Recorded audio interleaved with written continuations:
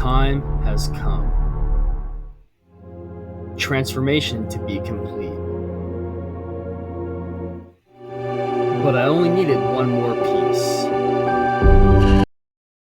Big bad John. Hey y'all, my name is John Mitchell. I'm a certified financial coach.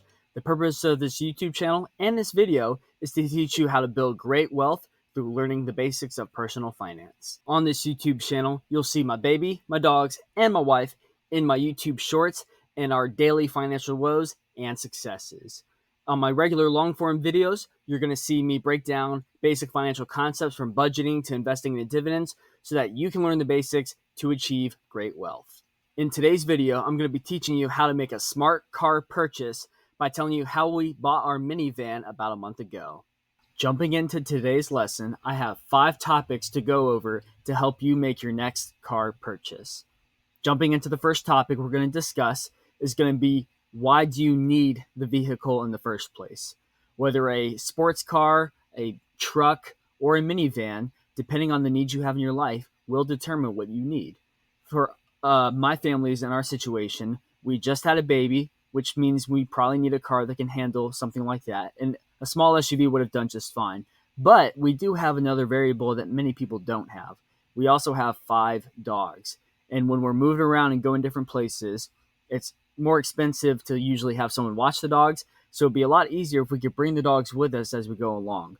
So for us, a minivan was a need. Topic number 2 is where to look for a vehicle. Now, of course, depending on where you look for a vehicle determines how reputable the seller for the vehicle might be. The 3 places we looked for vehicles were Facebook Marketplace, Cars.com, and Kelley Blue Book. We didn't choose these places necessarily for any reason other than I've used Facebook Marketplace before for other things, so I figured let's start there and see what happens. Now, there's pros and cons to each of these. I feel usually like Cars.com and Kelley Blue Book will gear you towards a dealership. Facebook Marketplace is the Wild West. You never know what you could get there. We ended up utilizing Cars.com the most. The biggest reason for that was because it gave us easy access to the Carfax report, which I highly recommend you look at that if you don't look at that before looking at any vehicle, because you get the history for the vehicle, any crashes or incidents it had before you're choosing to purchase it or look at it. And it also could have maintenance records, so you could see how well kept the vehicle was prior to you getting it, which all could factor into whether or not you choose to buy a vehicle. The next topic we're going to discuss is how to inspect a vehicle that you're looking at. So by this point, you've narrowed down your search to a handful of vehicles that fit your criteria on paper. Now it's time to actually go check them out.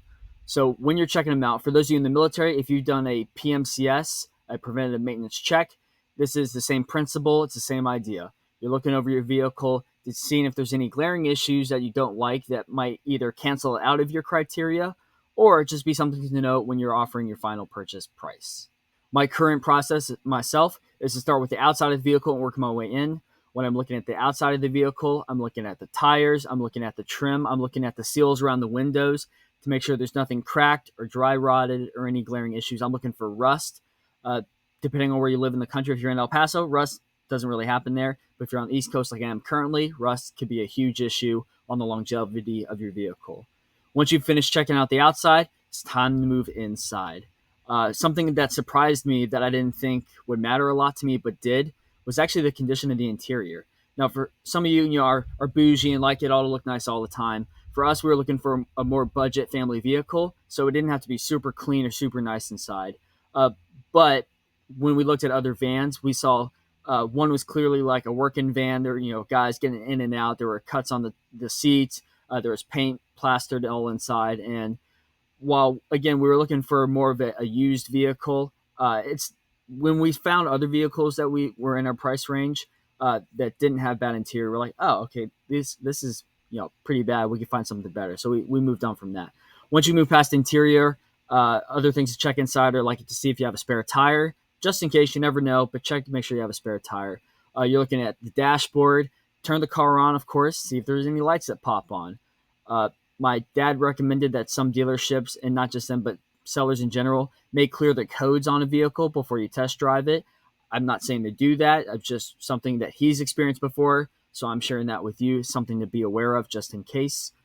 See if there's any error codes that pop up, because that could also determine if there are any issues you may not actually see the computer in the vehicle itself will tell you if there are any issues going on in the engine, exhaust, or something like that. Also, things to look for inside are, does the AC work? Does it blow out of every single vent? And not only does it blow cold? We're in the summer. We were looking for a car with AC because all our other cars did not have working AC. So that was a big number on our list. If you haven't already, go ahead and like this video and subscribe for future content, as it really helps me know what y'all like to see and want to see in the future. These last two topics are the meat and potatoes of this YouTube channel. Topic number 4 we're going to discuss is price and how to determine your price range. So I hope you have learned from this YouTube channel so far that I really don't believe in using loans for cars, specifically because cars are depreciating assets. So in this video, I'm going to assume you have enough cash for the car you're looking at. Now, of course, at the early on stages, you should have had a range of price that you're looking at. So for our minivan specifically, our dream range was $8,000 to about $12,000 for a video. It's a wide range, but we knew, or we haven't shopped for a minivan before, so this is a new category for us. So we had the $12,000 saved if we needed to go up to it. But we were obviously hoping for a better value vehicle at a lower price range. Now, as we started looking, we narrowed down to the criteria we wanted. We realized quickly that we'd probably be paying $10,000 to $12,000, which I didn't love it, but hey, it was something we had been budgeting for the last 6 or so months, so we had the cash to make it happen. Now, after looking at the vehicle already, you've narrowed down probably your final 3 based on what you've looked at, or final couple last. You need to ask yourself, okay, how much does the new tires on this vehicle mean to me, or how much does the sunroof mean to me there? And this is where you're really nickel and diming down the vehicles you've looked at, and assuming at this point they all meet your criteria, what means more to you. For us, the minivan we went with had really low mileage. It was at 80,500 miles. All the other minivans we were looking at were like 95,000 and above. We were looking to make a long-term purchase with this car, something that we want to keep for a while.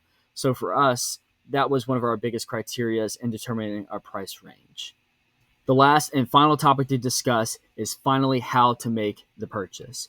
Now, for some people, this is the most anxious part because this is where you're actually interacting and talking with somebody, and you're specifically talking about money, which if you don't do it often can be a little bit of an awkward time. Nevertheless, you, or if you're married, you and your spouse, know what your price range is and you know how high or how low you can go. I hope when you're going in for this offer, again, you're only going in with cash and you have that limit of, okay, we can't go more than this, but we're more than happy to go less than this. And when you're going to look at a car, you know what price you want to offer it and you're firm with it, keep with it. So for example, for us, for our minivan, they wanted $12,000 all in, and that was at the top of my budget. So I could do it. We could do it. It met all our criteria and we were happy with that. But if I could get it for a better value, I wanted to do that as well. So we were able to negotiate down $500 or $600, which isn't huge. It's not huge, but at the same time, it's more money I could save then to put towards another purchase in the future. I hoped you learned something today. The gist is, know what you want to buy, know what your price range is, do some research, and when you're ready, if it meets the criteria, go ahead and buy that car to fulfill your need. If you're looking for a financial coach to help you plan your next vehicle purchase, the link to my Calendly is in my description and in the comment section down below. Other than that, I love each and every one of you, and I'll see y'all in the next video.